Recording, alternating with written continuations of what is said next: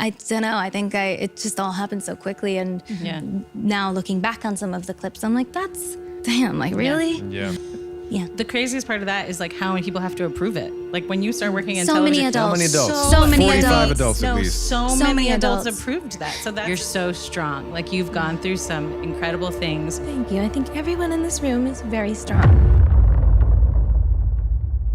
Ariana Grande said it's time for her to share her experiences at Nickelodeon. She was one of Dan Schneider's biggest stars and was a crucial figure at the network. But now she's remembering some of the bad moments where her creepy boss forced her to suck her own toes, or the times where she had to make inappropriate gestures. So now Ariana Grande is ready to speak out and we are ready to listen. So let's get into it.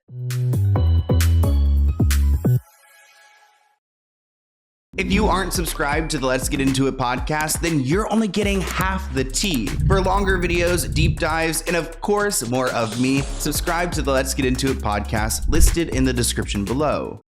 It is an understatement to say that I am thrilled that Ariana Grande is at a point in her life where she's ready to talk about what she has experienced at Nickelodeon. Now, the Quiet on Set documentary has exposed a lot about Nickelodeon and Dan Schneider, who worked very closely with Ariana Grande on Victorious and Sam and Cat. Now, Ariana claims that she is now reprocessing everything that she had gone through at Nickelodeon and probably reflecting on some of those questionable scenes that Dan had put her in. Ariana said, I was 14 and I flew out to audition with Liz Gillis for Victorious, and we were all very excited and we got cast and it was the best news we could hear. But she's recognizing that it was a lot of pressure for someone so young to be out there and to be a child star. And I think she's starting to rethink some of those moments that are so gross to look back on, including the feet and the innuendos. We all know that Dan Schneider has been accused of facilitating a toxic work environment, some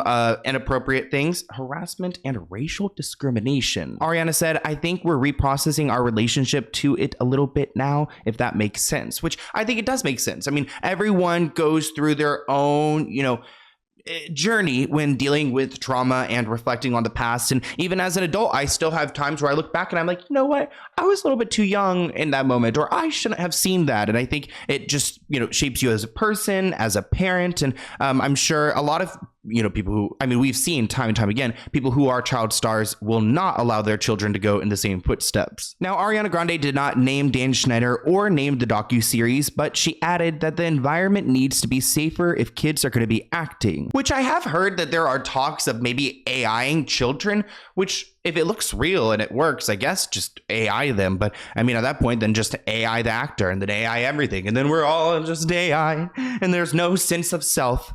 I'm glad at least I got to live a little bit of my life before the AI journey. Like, I love a ChatGPT moment, but I'm scared of how it's going to change everything. But let's go ahead and react to some of what Ariana Grande had to share. I think we had some very special memories and we feel so privileged to have been able to create those roles and be a part of something that was so special for a lot of young kids. I think we're reprocessing our relationship to it a little bit now, if that makes sense. Yeah. Obviously, my relationship to it has and is currently and has been changing, and I'm reprocessing a lot of what the experience was like.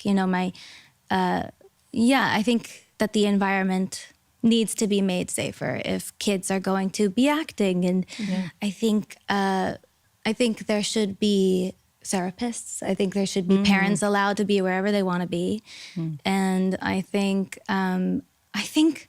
not only on kids' sets. I think if anyone wants to do this or music or anything at the level of exposure that it means to be on TV or to do music with a major label or whatever, there should be in the contract something about therapy is mandatory twice a week or thrice a week or something like that. Now, that is a lot of therapy, but it is important to do check-ins. And I think if Ariana Grande is saying 2 to 3 times a week, then it kind of speaks to how difficult it is. To be a kid and to be the provider for your family, that alone is so much pressure. And then you've got the public perception and a creepy boss who goes by the name Dan Schneider. Now, I want to reiterate that Ariana Grande did not use Dan Schneider's name. She's been a big Dan defender and supporter for some time, showing up for reunions and, being nice to him over social media. So it is surprising to see that she is now turning a new leaf when it comes to her support for Dan. We saw several different child stars support him, speak out against him, so I didn't know where she really stood. In my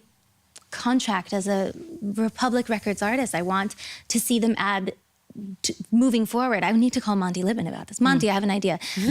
No, but I think it should be provided that if you're going to be doing this on this scale and your life is going to turn into something that it is, if you do it, if it goes well, and if you get to do it and you get to be on the stage at the Grammys and, your dreams are coming true, there should be an element that is mandatory of therapy, of a professional person to unpack what this experience of your life changing so drastically does to you at a young age, at any age. I think we all know by now that there are serious implications when it comes to fame. I mean, we've seen so many tragic stories told on this channel alone. I think Ariana Grande really depended on Liz Gillis when it came to this experience on set. They were best friends. They got to, support each other, and it seems like they had it a little bit easier. Keep in mind that Liz Gillis tried to cease and desist me because I had exposed how one of the employees on Victorious essentially groomed her. She would argue that that is not true, but we have a video talking about that if you want to go and check it out. Ariana went on to praise the cultural shift that is happening in which toxic environments are being addressed. She recalled that while working as a young performer, there's a strange pattern that occurs where it's really taken advantage of how much it means to the young performer to get a laugh. Almost like a show monkey or a performer monkey, that they'll do anything for good praise. That they would go on that set and do anything to make Dan laugh, even if it was semi-inappropriate. During the Quiet on Set docuseries, footage from Victorious was played as examples of how some of the content was inappropriate. Although Ariana Grande does not reference any of the scenes in particular, she did admit that she's upset when looking back at some of the clips. And there's also a strange pattern that occurs where it's really taken advantage of how much it means to the young performer to get a laugh from Video Village. You're like, oh shit, like I'm doing something great. Like this is funny, this is good. Yeah, so it's interesting because I think that was, speaking specifically about our show, I think that was something that we were convinced was like the cool thing about us, is that like we pushed the envelope with our humor, and the innuendos were like, we were told and convinced as well that it was like the cool differentiation. And I don't know, I think it just all happened so quickly, and now looking back on some of the clips, I'm like, that's, damn, like really? And the craziest, like if my daughter, sorry to, I just, you think about it, it's like if I had a daughter, it's like, and the craziest part of that is like how many people have to approve it. Like when you start working in so television, many adults, how many adults? so many 45 adults at least. So many adults approved that. So there's a bottom line, and then the things that weren't approved for the network were snuck onto like our website or whatever it was, and that is another discovery. But going into it, I guess I'm upset. But you're so strong. Like you've gone through some incredible things, and I just feel like grace has to be one of your lead attributes as a person. Like you seem to handle things with grace. Yeah. That's nice. Thank you. You got me. Thank you. That's nice. It's true. Yeah. Thank you. I think everyone in this room is very strong. Wait, that is some tea, because Ariana said that the clips that were not approved to go on the show were then snuck online. And I think I know what she's talking about. And there is a reason why she's getting so emotional there. Let me remind you that there was The Slap, which was an internet show that Dan Schneider did. And there are so many weird moments involving Ariana Grande. That could never happen because your uvula is that swingy thing in the back of your throat right here. I'm soaking wet! Quick, somebody bring me the ocean! Have you ever tried to get your whole big toe in your mouth?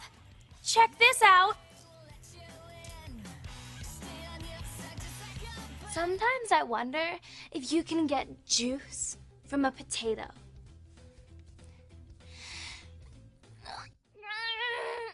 We're done. You guys get the point. Of course, Ariana Grande is crying. Look what this man did to her. This person wrote in the comments, hearing them all struggle with the Nickelodeon situation hurts, to be honest. It's sickening. Another person wrote, oh my gosh, when she was talking about Nickelodeon, you could see the bad memories come back. Another person writes, the fact that there are stories of young Nickelodeon and victorious actors being forced to drink on set, then hearing Ariana saying that she barely remembers her time there and what she went through really breaks my heart. And that is scary because Ariana was such a big star at the network that I wonder if she's been suppressing some of those memories, which is pretty common with trauma. Dan Schneider has been suing the makers of Quiet on Set and trying to defend his name, though with updates like this, it doesn't look like it's going in his favor. In a statement, Dan acknowledged mistakes he made and poor judgment he exhibited during his time at Nickelodeon, but said that he had no choice but to take legal action against the people behind the documentary. Now, good luck to Dan Schneider with his lawsuit, and you guys know that is sarcasm because I don't think he's going to prevail, but he's got money that he's sitting on, so maybe he could, like, you know, drain the pockets of the people who made this documentary, which is sick, especially when we do have people like Ariana crying about what she experienced. So there's something really wrong here, and it needs to be fully exposed. So I hope you guys enjoyed this video, and I'll see you in a new one soon. Bye, guys.